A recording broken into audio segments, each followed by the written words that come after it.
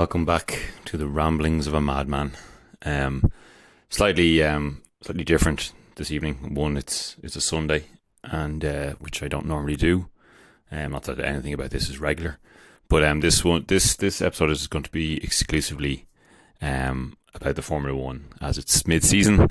So I'm going to do a mid-season report. Let's see how they've all been doing, and how I feel they're getting on, and how I predicted pre-season where everyone would be, and see how right and probably how wrong I was in those predictions. I'll obviously just start briefly by discussing the race that just happened, which finished just a little under 2 hours ago. The Belgian Grand Prix at Spa-Francorchamps, arguably the best circuit on the calendar, because it has so many lovely corners, although it's obviously coming under a little bit of scrutiny recently, with the death of was it Daniel so bad I keep forgetting this lad's name, that young Dutch driver Van Toff, a few weeks ago, and then obviously the death of Antoine Hubert back in 2019. Was it 2019? Is that long ago? Yes, it was. It's come under a lot of scrutiny for the dangers, especially in wet weather, especially going through the Eau Rouge section going up towards the Camel Straight. You know, there's a lot of arguments for making changes or just accepting the fact that Formula One motorsport in general is dangerous. I'm going to leave that one for another time, because now I'm just going to focus on the mid-season and the race that just happened. But obviously I couldn't not mention that controversy. The main race, which just finished, was, as far as the season goes, it was okay. Not the dullest race of the year, but certainly not a classic by any means. Max Verstappen started sixth. He was fourth by the first corner, thanks mostly because Carlos Sainz locked up and understeered into. We didn't quite understeer. He locked up and he then closed the gap for Oscar Piastri, who started third. Oscar had a great weekend up until this point. He clipped Oscar, and Oscar hit the wall going into the source, and that ended Oscar's his race straight away.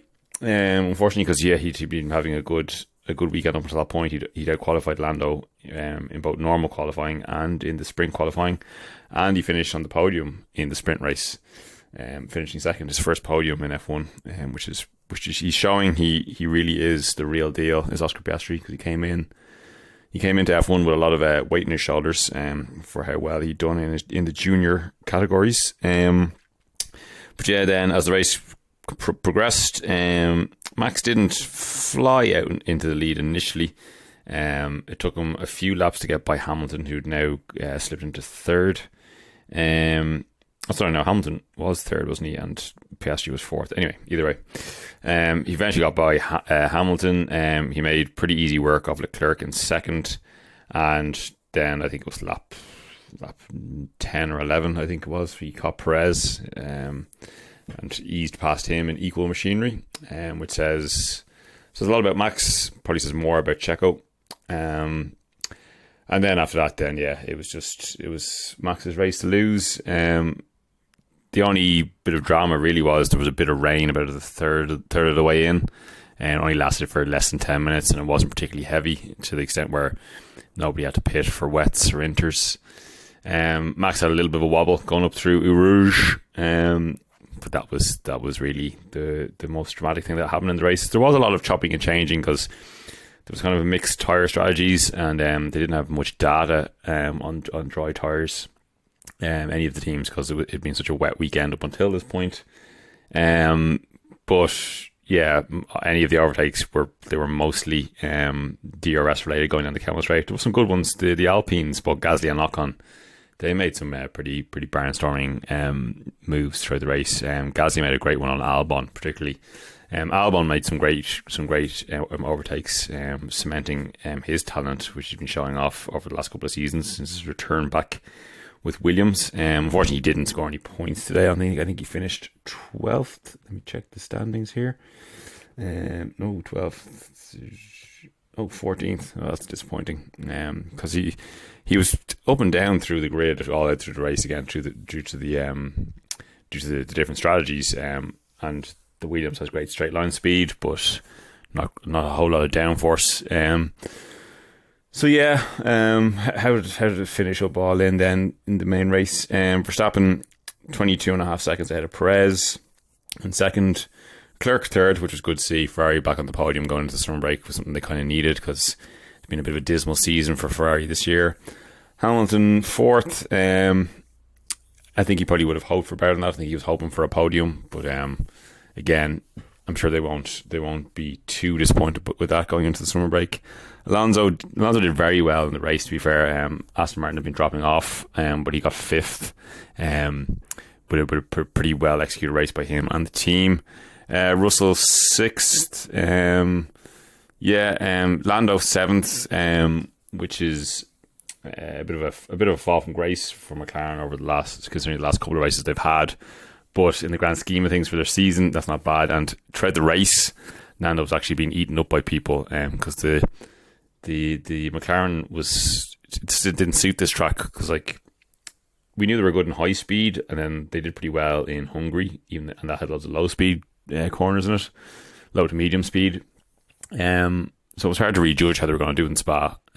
Oscar showed that the car certainly had pace, although then he obviously got taken out, so we don't know where he would have finished in the end. But yeah, Lando was down as far as 16th at one point, I think. So to finish 7th, I'm sure he won't be too disappointed with that. Ocon 8th, Stroll 9th, and then Tsunoda, fair play to him, finished 10th and got a point, which is good considering that the AlphaTauri is probably the slowest car on the grid at the moment. And he started pretty low down. I think he started 16th. Let me double check that. Tsunoda started boom. Swing your arms to side to side. We started 11th, so finishing 10th is still decent result for Yuki.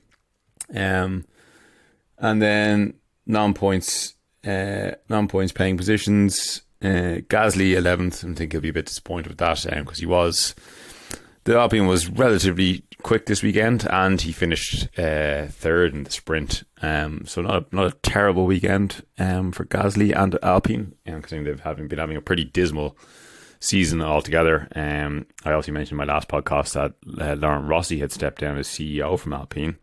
And then it's announced this weekend that Otmar Safnauer, the team principal, and Alain Permain, the chief technical officer, the two of them are leaving now after Spa.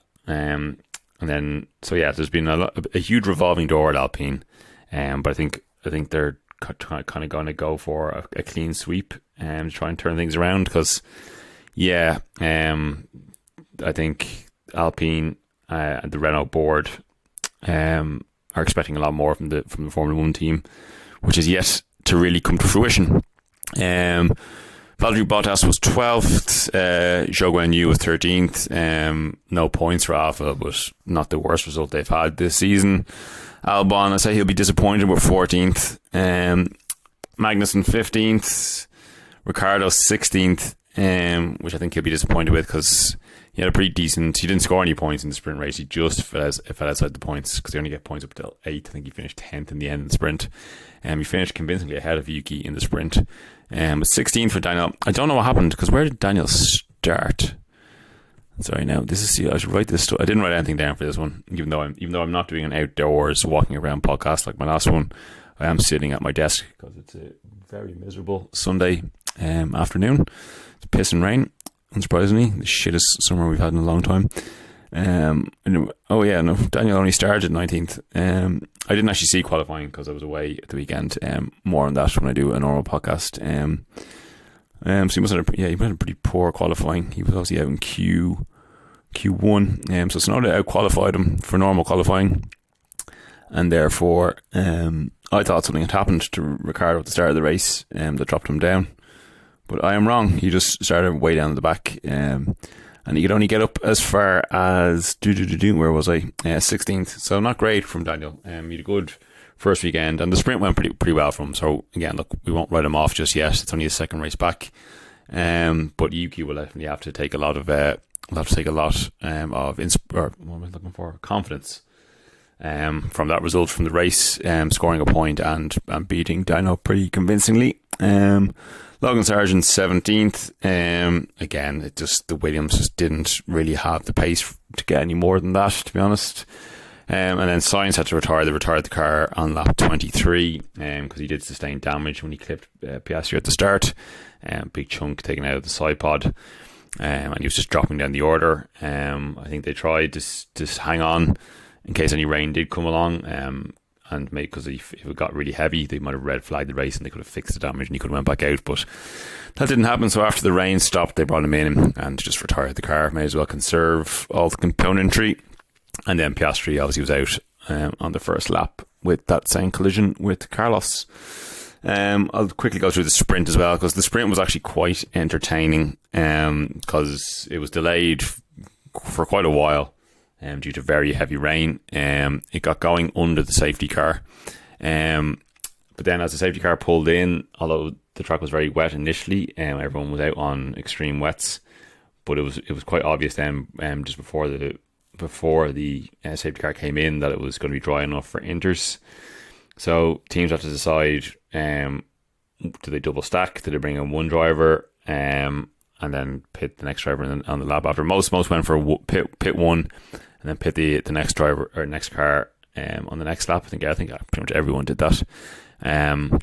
So Max actually stayed out and they pitted Checo, which meant, because Piastri did come in as the safety car came in as well. So Piastri actually took the lead for a couple of laps in the sprint. Max did get him back eventually, which was inevitable. But yeah, there was a lot of chopping and changing due to the changing conditions. It was actually quite an exciting race. The only DNF I think from the sprint was the Perez. Hamilton had actually great pace in the drying conditions on the inters, and he was cutting through the grid because I think he started pretty. Where did he start? He started pretty far back. Sprint shootout. Well, he started 7th, but he was carving through the grid, and he caught Perez and was much quicker. He was alongside him, but understeered into him in the damp conditions, which put a big hole in the side of Perez's car. And then Perez eventually retired the car due to the damage. But Perez was going backwards anyway. He'd been leapfrogged by loads of drivers before Hamilton even overtook him. Hamilton got a 5-second penalty, which I think was a bit harsh. It was definitely a racing incident, but it didn't really seem to bother Lewis. It dropped him down a few places, but the sprint race there's very few points on offer anyway, so he didn't really care. So yeah, where's the sprint race? Sorry, Max won it. Piastri was second, which was great for him and McLaren. Gasly third, which he was delighted with. Sainz fourth, and Charles fifth. They dropped down one position each from where they qualified. But again, they'll take the points. Lando was sixth. Again, just a little bit off form this weekend, Lando. Lewis dropped down to seventh with the penalty. And the last points position was Russell. I think he just nipped Ocon on the line.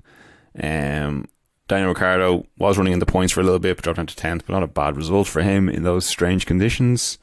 Stroll, Albon, Bottas, Magnussen, Guan Yu Zhou, Logan Sargent, Nico Hulkenberg and Yuki Tsunoda, and then Perez and Alonso. Oh yeah, sorry, the other retirement was Alonso, making a very rare mistake, trying to overtake Magnussen. He just lost it in the wet conditions offline and beached it into the gravel trap. So a rare mistake from Fernando Alonso, but he certainly made up for it in the main race by finishing fifth. So that's my rundown of the Belgian Grand Prix. So let's have a look at my predictions before what that I wrote down before the season. So I'm going to go in reverse order. So is that thunder? It's horrible out there. So Williams finished last season, so I started with them. I did a write-up for all the teams, but I put a little one-liner prediction at the end. And my prediction for Williams at the beginning, or just after preseason testing, was 10th with a handful of points. So slightly wrong on that one thus far, because Williams are currently sitting 7th in the championship with 11 points, which is I suppose slightly more than a handful. Well, judging by the rest of it is a handful of points, but they're not last. All those points have been scored by Alex Albon. He has pulled out some great races in the first half of the season. You can almost say outperforming the car. But the Williams car has Williams have made a decent progression from the last few years. It's not the slowest car on the grid. It's not the fastest by a far margin. And they're definitely in the lower tier, but they're at the top of the lower tier, which is definitely a step up in improvement. James Vowles came in this year from Mercedes. Albon is performing well. And to be fair to Logan Sargent, he hasn't scored any points as yet. He's the only full-time driver to not score any points. The only other people who haven't scored points is Nick de Vries, who we'll get onto in a moment, and Daniel Ricciardo, who's only 2 races in. But in fairness, he's on the cusp of scoring points, and he's holding his own. Albon certainly has a measure on him, but for a rookie, he's not doing terrible. We've certainly seen worse rookie seasons. To the point where I would, at this point, at the halfway juncture, I definitely think Logan would definitely be deserving of at least another season to see how he progresses. So Williams, exceeding my expectations. I said they'd be last with a handful of points. They're not last, they're 7th with 11 points. And if they can keep that going, I don't think they'll catch 6th because there's a big gap. But if they can finish 7th, because they're currently on the same amount of points as the team that's in 8th, with 11 points. But if they can finish 7th and extend their gap in 7th, I think they'll be happy enough with that. Albon can pull off a few more spectacular performances. He seems to be a bit of a tyre whisperer, and he certainly is. He's getting the best out of the car. Albon is the real deal. He got a bit hard done by, because he got in kind of because he was dropped by Red Bull. He was a Red Bull junior driver. He was dropped by them, but then they brought him back. When there was a whole merry-go-round of Gasly, Kvyat, fucking Brendan Hartley, all sorts of drivers going in and out of Red Bull. They dropped him into AlphaTauri. What was it? Oh, sorry, brought him into AlphaTauri, which was Toro Rosso still at the time. And then when Gasly got demoted back to Toro Rosso after his short stint at Red Bull, when he got destroyed by Max, they brought Albon into Red Bull, and he was on for a couple of great results at Red Bull, a couple of which were he was annoyed by Lewis Hamilton, who tagged him in, was it Brazil 2019? He got tagged him at a race that Albon could have possibly won, at least finished 2nd. And then in Austria 2020, was that 2020 or 2021? It's COVID. Anyway, he got tagged again by Lewis as he was overtaking him for a podium position. Now he was getting shown a pretty, what's the word I'm looking for? He was being dominated by Max, but not to the extent as others have been. And he was certainly improving because he hadn't been in Formula 1 that long. But then he got turfed out, and he had nowhere to go. And then he took a year on the sidelines as a reserve driver for Red Bull. And then he got the Williams drive, and he's been showing that he is the real deal. He just needed a bit of time. He just was one of the many victims of the Helmut Marko Red Bull impatience with drivers. But he is getting a second chance, and he's proving his worth. Okay, so that's Williams. Then 9th last year was AlphaTauri. I said prediction 7th if the drivers can perform on a high level. Again, I'm pretty wrong on that one, because they are currently where is it? They are dead last. They are 10th, and they've so far only scored 3 points. All of those scored by Yuki Tsunoda. What did I say again? If the drivers 7th, if the drivers can perform on a high level. So in defence of the drivers, the car is shit. It's by far. Well, no, actually, I do think there's another car that actually might be slower than it. It's just the other car has a weakness that's causing it more problems.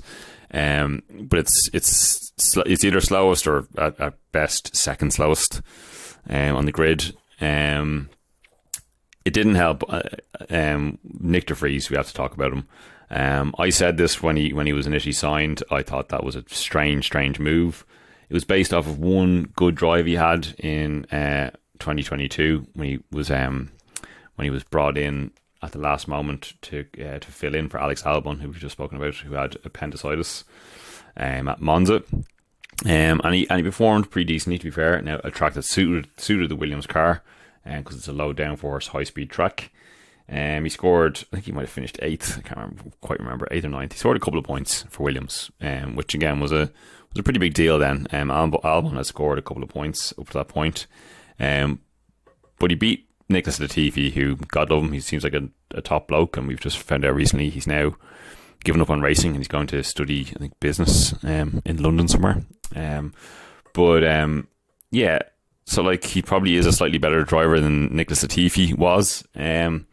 But it was a bit of a knee-jerk reaction then. That one result, because he is a former GP2 champion, but he won the GP2 championship in his, I think it was his second year. There's a trope going around that someone who, if you can't win GP2 in the first season, you're not going to be an F1 world champion, which is a bit of a common trend. And the person he beat to the title was Nicholas Latifi. It wasn't a particularly strong grid that year.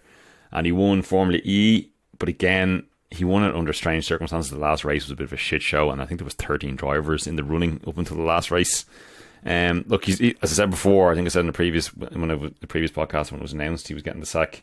He's anyone who can qualify a Formula 1 car is a good driver, but just at the high standards of Formula 1, I don't think Nick had it. And yeah, I was surprised when he got signed. Was it a bit harsh how he was kicked out? Yes, but that is the Red Bull way. It's nothing new. So Daniel Ricciardo was drafted in. He's only 2 races in. He's definitely a better option than Nick anyway, for starters. He had a very good race there last weekend in Hungary.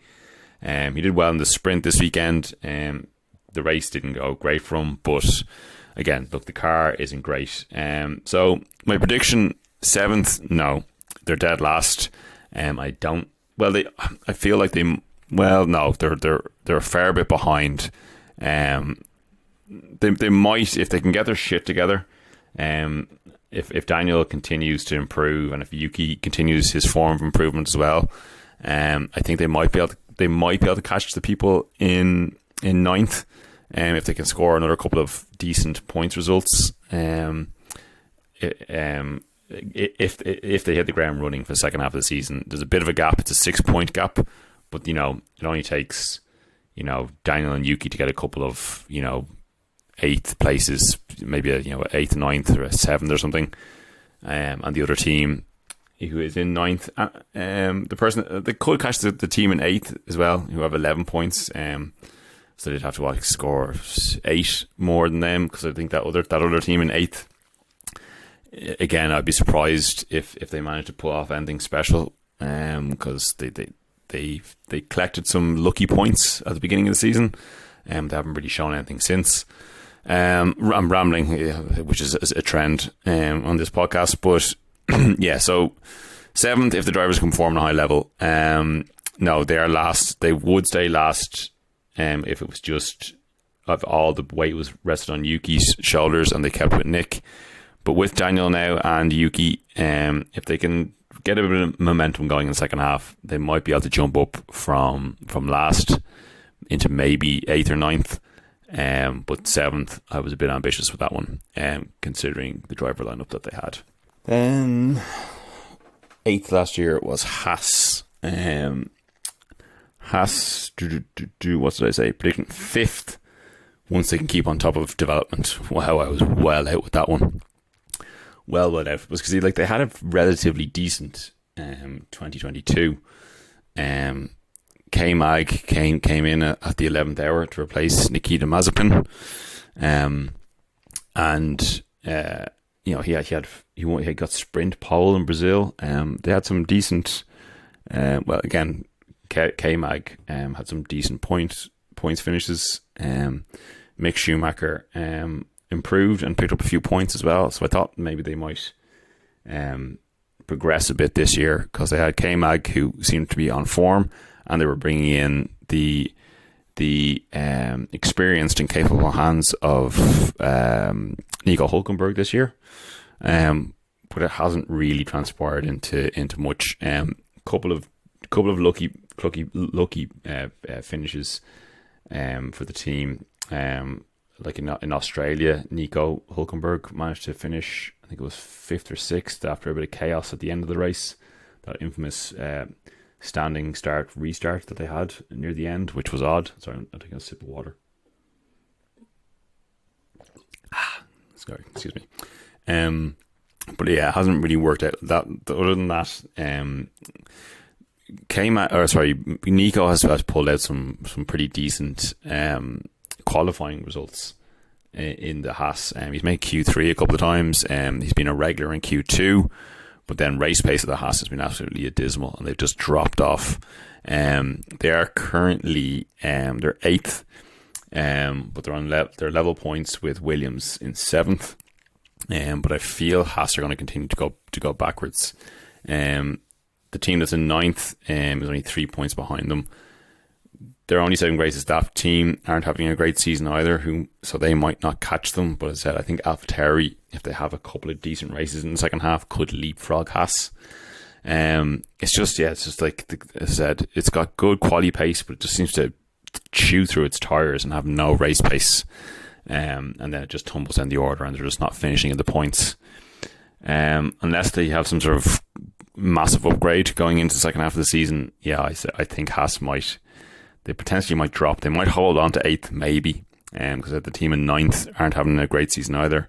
Unless if AlphaTauri don't have a slight improvement going into the second year, or get those couple of points finishes I think they might deserve, and they might hang on to 8th. But my prediction of 5th, that was bold, because they did have decent pace in preseason testing, but yeah, 5th, I was way out with that one. 8th, and possibly might drop further. Now, here's an interesting one. Aston Martin, who finished 7th last year. My prediction was 3rd. 3rd if they can steal a march on Mercedes and some Alonso magic.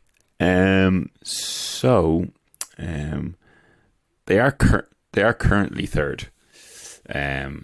So I'm kind of on the ball with that one.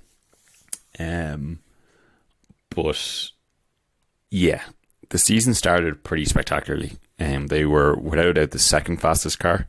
Up until a couple of races ago, my prediction probably would have been wrong, because they really should be second. One of the main reasons Mercedes is ahead of them is the majority of the 196 points that Aston Martin currently have been scored by Fernando Alonso. The Fernando Alonso magic that I mentioned has been strong. Was strong anyway. Has been strong. His 5th place today was a great result. But in the first, didn't he score? I think he scored 6 podiums in the first 8 races. Most of those being second places. He was the second fastest driver, pretty much for the first 8 races, give or take. But then since Silverstone onwards, they just seem to have dropped backwards. Mercedes have taken a step, as have McLaren. But yeah, there was a change of the construction of tires in Silverstone, which may have had an effect on them. Apparently, they do have some big upgrades coming along for the second half of the season. But like Aston, from the form they had at the beginning, they should be higher than 3rd. Because the team in 4th aren't far behind them, and they've slipped quite a decent bit back now from the team in 2nd again, which in that scenario, that's mostly down to second driver Lance Stroll, because Alonso has done most of the heavy lifting. I have to ask, how long can the nepotism last Lance Stroll and Aston Martin if Alonso keeps dominating him the way he is. Like, you have to think, like, if a Lando Norris, or like even like a Piastri, was alongside Alonso there, I think Aston would probably be comfortably second now. Well, not comfortably, but they would at least be second, rather than the third they're currently sitting at. But will Daddy Stroll get rid of his son, for the good of the team? It might not be up to him. There is a board there. Although I do believe for whatever the road car division, I think with the Formula One team, I think Lawrence Stroll might be the majority shareholder. But yeah, they're saying apparently they do have some upgrades coming for the second half of the season, so maybe they might have a return to form.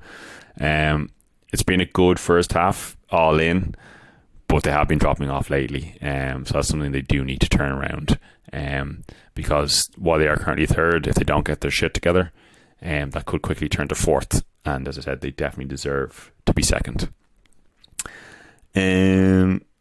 Alfa Romeo Sauber, who finished 6th last year, my prediction was going to be 9th, barring massive dramas for others.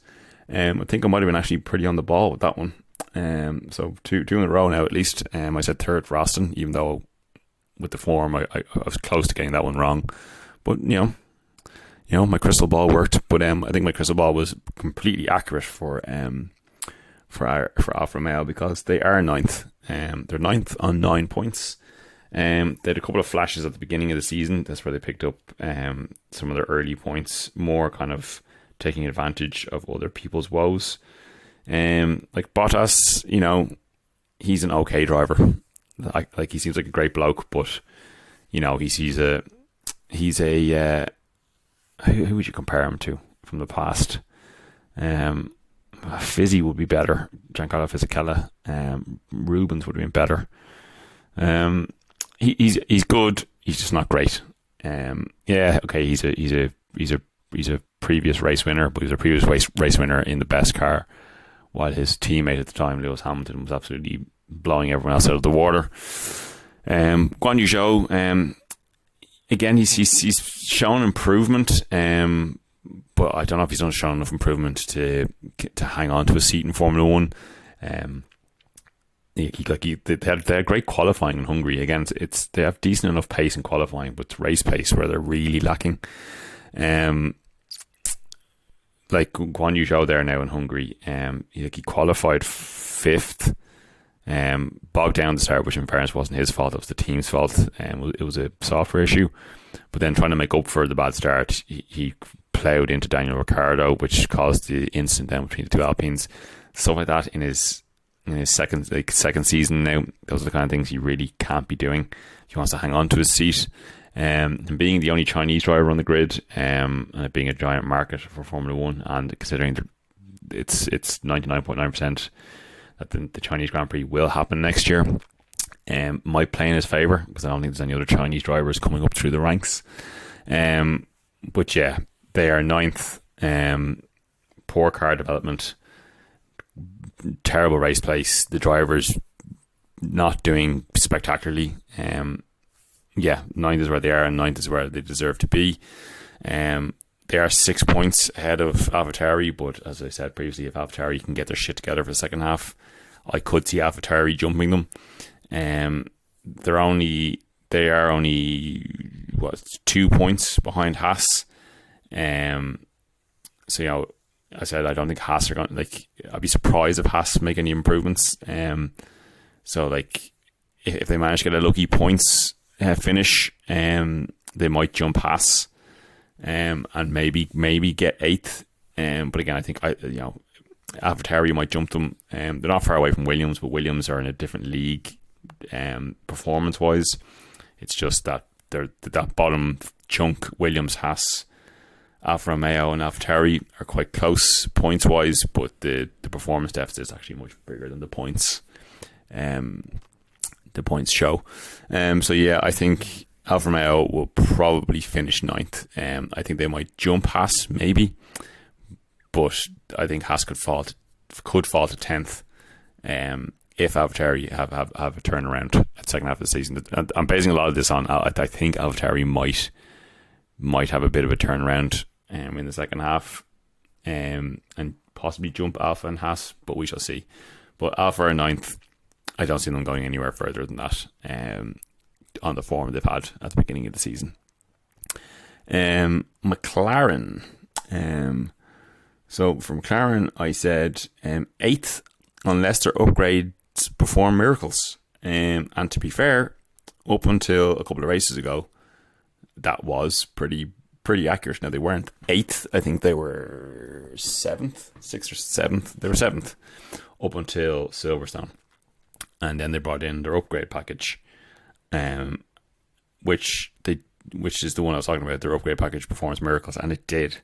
2 podiums in a row for Lando, and decent points finishes, and a shootout podium for Oscar. There, they've made a chunk load of points in the last 3 races. So they are currently sitting. Where is McLaren? They're currently 5th. So they took a big chunk in the last couple of races. The beginning of the season was pretty dismal. But they are the car is possibly the 4th fastest car, 4th or 5th. They're a decent chunk behind 4th, but they're well ahead of 6th.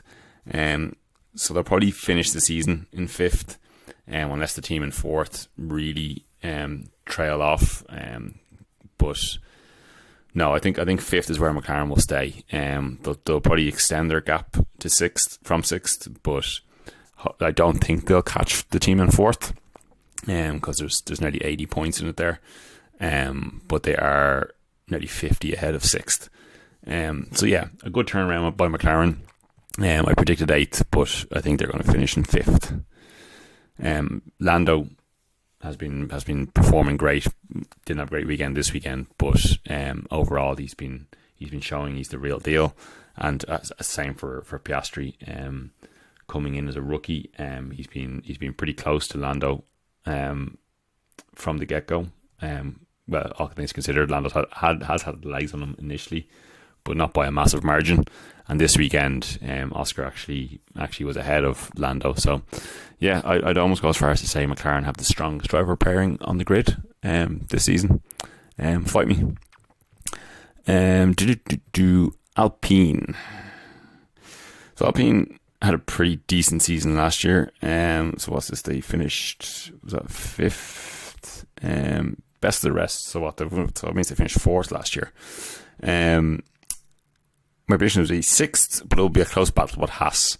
So again, that was me going off Haas having pretty decent pace in pre-season qualifying, pre-season testing, which has not translated into anything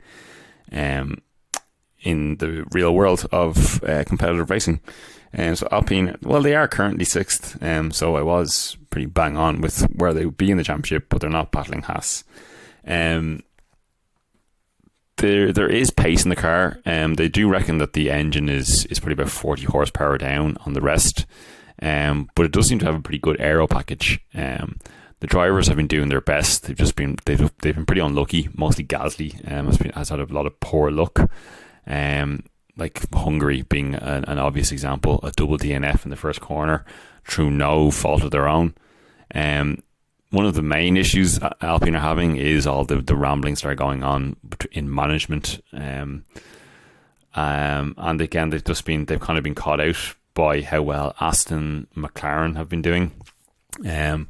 So yeah, 6th, I think 6th is where they're going to finish. They're well ahead of Williams. Williams are on 11 points, Alpine are on 57. But McLaren is 5th on 103. It will take a miracle for Alpine to get any further than 6th. So they're going to finish, I say, at the end of the season, going from 4th to 6th, with all the resources that Alpine have, they will be disappointed. Again, it's not really the driver's fault. It's not really the team. When I mean the team, like the people who build the car and people who design the car and all the mechanics. It's not their fault. I just think it's more of a management issue at Alpine. So yeah, a lot for Alpine to work out. But 6th is where I predicted, and 6th is where they are, and 6th is where they're going to finish. Mercedes. Predictions: fourth, especially if Aston steal a march before any meaningful upgrades. So again, at the beginning of the season, that probably was going to be correct, because they stuck with their no pod design again at the beginning of the season, which everyone was kind of like, really? Because it didn't work last year. And the start of the season was pretty poor. They were being trounced by obviously Red Bull, and by Aston Martin, and by Ferrari. That's why I thought they were going to be fourth. But they have been working hard on bringing constant upgrades to the car. And look, their two drivers are decent. Lewis has certainly had the legs on George this year. And to be fair, not Lewis. When Lewis is relaxed, which he seems to be, is when you get the best out of Lewis. And he's been driving pretty well this season. He's had some good results, podiums, strong points finishes. So the Mercedes brought in a revised car.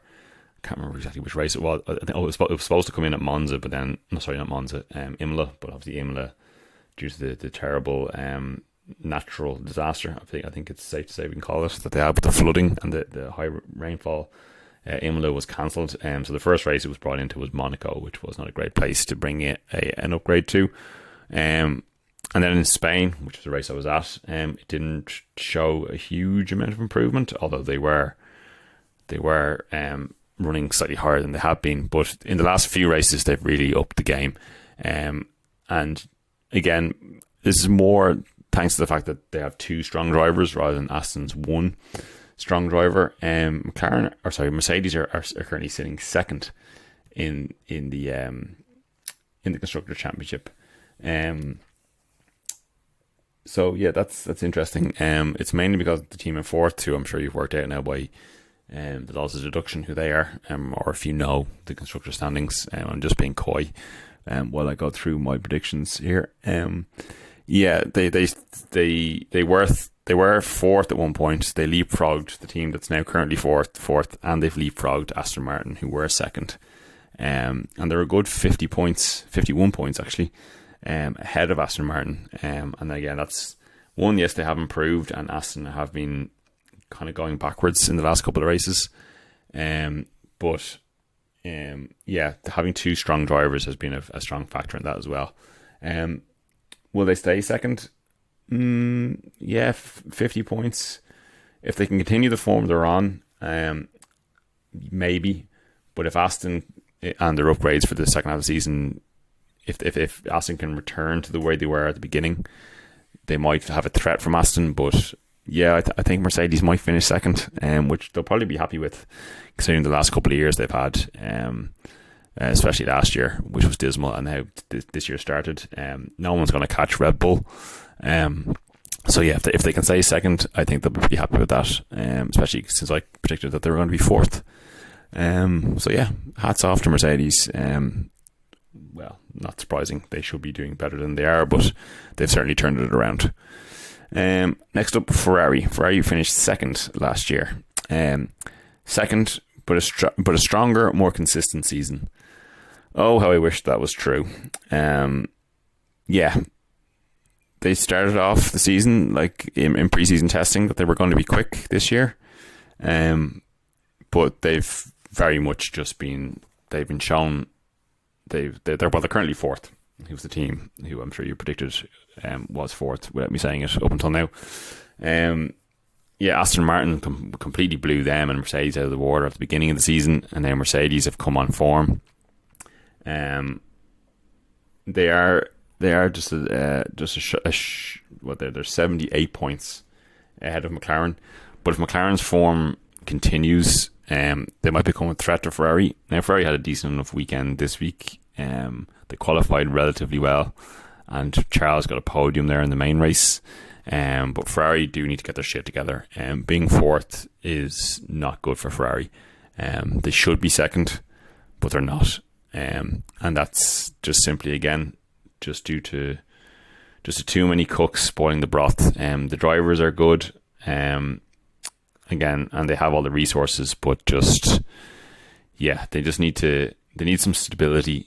and they need to just stop being Ferrari. Bring back Jean Todt, that's what I say. Fourth, not good enough. I wish my prediction was correct of second. They're not a million miles away from Aston Martin. They're only 5 points behind Aston Martin. If Aston Martin if Aston Martin continue on the trend they're on now, Ferrari will catch them. But I think that's going to take a lot from. I think it's going to take more from Ferrari, and less from Aston Martin for that to happen. Because I think Aston will go into the second half of the season, with as I said, with those upgrades they're going to bring, and be determined to at least finish third, considering the start of the season they had. But yeah, it's a small gap Ferrari have to Aston. So, you know, if Ferrari can get their shit together, they could finish third, because fourth is just unacceptable. And then Red Bull, first in dominant form. And, well, what else do I need to say? That's exactly the way things are. They've been completely dominant. Again, mostly Max, and he put the frighteners up. Checo, to be honest. Checo had some decent results, a couple of wins at the beginning of the season. But Max, once they got to the European, Max has been unstoppable. I think he's 125 points ahead of Checo now, I think, in the standings. I think he could win the championship. I think the earliest he could win it, if he wins the races, gets all fastest laps, and Checo is second. I think Japan, he could have it wrapped up. If he wins all the races and Perez has a couple of stinkers, he could wrap it up sooner. Then it could be Singapore. Then for the first race back after the summer break is Zandvoort's home race. Nothing's going to stop Max from winning the championship, other than like him, I don't know, an act of God coming along and taking him out for the rest of the season. Which, look, I'm not wishing that at all. Touch some wood. And then Checo went on to win all the rest of the races. But no, look, Max is going to win it. It's more of just when, not if. It's just the car is in a different league to the rest of the grid, and Max is in a different league to everyone else in that car. It's one of those, you know, car and driver coming together and just destroying the opposition. That's not their faults. It's the opposition not doing a good enough job. But unsurprisingly, my prediction for Red Bull was pretty accurate, and I think anyone would have made the same prediction. They are first, Max is first, Checo is second, and they are miles ahead of everyone else. They are currently sitting on 503 points to Mercedes in second, who have 247. So they have more than double the points of the team in second place. And we're only halfway through the season. I'll do a quick rundown of the driver standings just so we can have a quick discussion there. I'll go backwards. Daniel Ricciardo on 0, but he's only done 2 races. I think he might get himself some points in the second half. He does seem to like the AlphaTauri better than he liked the McLaren, at least. He had a good weekend in Spa. The sprint was good in Spa, but he had a good weekend in his first weekend back in Hungary. Let's hope Daniel Ricciardo can show us the talent that he had in his pre-McLaren years in Formula 1. Nick de Vries, we talked about Nick. Harsh but fair, I think. 0 points for him. Logan Sargent, 0 points, but having a decent enough rookie season. Hopefully he managed to get himself a point or two before the season is out, to help Williams' cause and his own. Kevin Magnussen, 2 points. He's been shown a pretty solid hand by Nico Hulkenberg, which probably won't bode well for Kevin in the future. They might keep. Haas will probably keep the same driver lineup for next year. We shall see, because I think they do need, at a very minimum, they need an experienced driver lineup, because they need something to cover up the misgivings of the team. I've talked about Haas before. I feel like they just, again, at the upper end of management, they just don't seem to care enough. Which is unfortunate for everyone else in the team. But K-Mag with only 2 points and 18th. He should be doing better than that. Yuki is 17th with 3 points, one of which those points came today. Again, it's too hard to judge really how he's doing up against Danny Rick. Danny Rick beat him pretty comfortably in Hungary, but Yuki had a good race there now in Spa.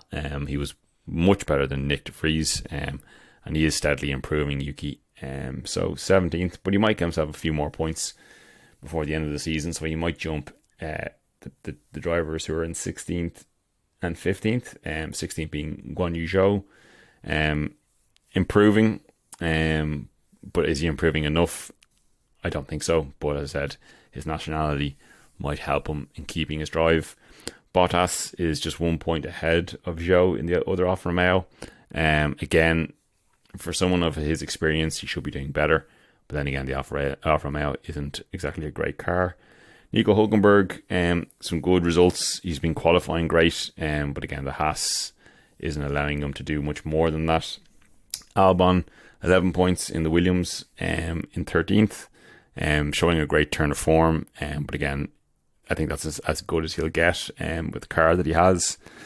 Gasly, 12th, he would have wanted better than that. He's had some unfortunate DNFs, so yeah, 22 points is not great for Pierre. He should be higher up than that. Piastri, 34 points in 11th.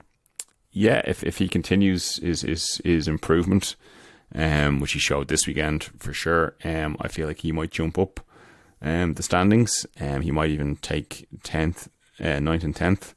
10th being Ocon. Again, 35 points. He scored a podium in Monaco, wasn't it? He's been pretty consistently better than Gasly, which is fair because Gasly came into Alpine, which had pretty much become Ocon's team when Alonso left. And Alpine have a lot of faith in Ocon. Ocon signed a 5-year deal with Alpine. So yeah, he has been the better of the two. But again, the car is holding him back from anything better than 10th. So he might have to watch his back with Piastri. Piastri's only 1 point behind him now. Lance Stroll is 9th. He should be doing better than that. The Aston Martin, as I said, was the second best car. Arguably now it's probably the 5th. But at this point of the season, considering the first half that Aston Martin had, he should be much further up than 9th and 47 points. So I do think Piastri could possibly catch him as well. There's 12 points in it, but the form that Piastri's on, he could jump Stroll. Stroll needs to do better. Norris, 8th. Again, if the current form continues, he could possibly go higher than that. He is 20. He's 23 points behind 7th. Again, if McLaren's form continues, he could get higher than that. But 32 points is, 23 points is a big ask in the tight midfield pack. But the McLaren could possibly be the third or fourth fastest car out there now at the moment. So he could possibly take 7th, but 7th is Carlos Sainz in the Ferrari. Again, he was having a decent run of form at the beginning of the year, staying out of trouble, and it was more the car and the team letting the Ferrari drivers down. But yeah, Carlos, again, he's one of those drivers. He's good. I just don't think he's great. He could potentially have a good battle with 6th, who is George Russell, who's on 99 points, who isn't having a great season. He's been shown a clean set of heels by Lewis this year, I think. And he was leapfrogged there now today, as was Sainz actually, by Charles Leclerc with that podium. But he's on equal points with Charles on 99. But yeah, George, he should do better than that, considering Mercedes is now 2nd. So like he might get ahead of Charles as the season progresses. But I don't see him catching his teammate, who was currently 4th. If the current run of form keeps going for Lewis and Mercedes, Lewis is showing us that he is the 7-time dominant world championship winning driver that we've known for years. It's just Mercedes have had a bit of a shit one the last little while, but the car has improved. Lewis has improved, and he's 50 points, 49 points ahead of Charles, but he's only 1 point behind Fernando now. So again, that's Aston dropping off, and Mercedes improving. Fernando third. He I think he'd wish he was second after the start of the season they've had. But yeah, Aston Martin have been going backwards. But Fernando, showing why we all love Fernando. He's an incredible racing driver, and he has single-handedly given Aston Martin all the plaudits that they've received this year. It's just a shame. Aston Martin falling backwards is just another. It highlights again how Fernando, if you give him the machinery, he will perform. But if he doesn't have the machinery, unfortunately, he can't show the talent that he has, which has kind of just been the story of his career post Renault and Ferrari. Really, it's a shame. The record books won't tell the true story of the talent of Fernando Alonso. At 42 years old, he's still got it. Hopefully Aston can turn it around in the second half of the season. He could mathematically catch Perez in second if they can turn it around in the second half. But there is a 40-point gap there between him and Perez. Perez second on 189 points. If he was anywhere other than second, it would be farcical, and he should be sacked with how good the Red Bull is. But the fact that he is, let me do the maths on this, he is 110,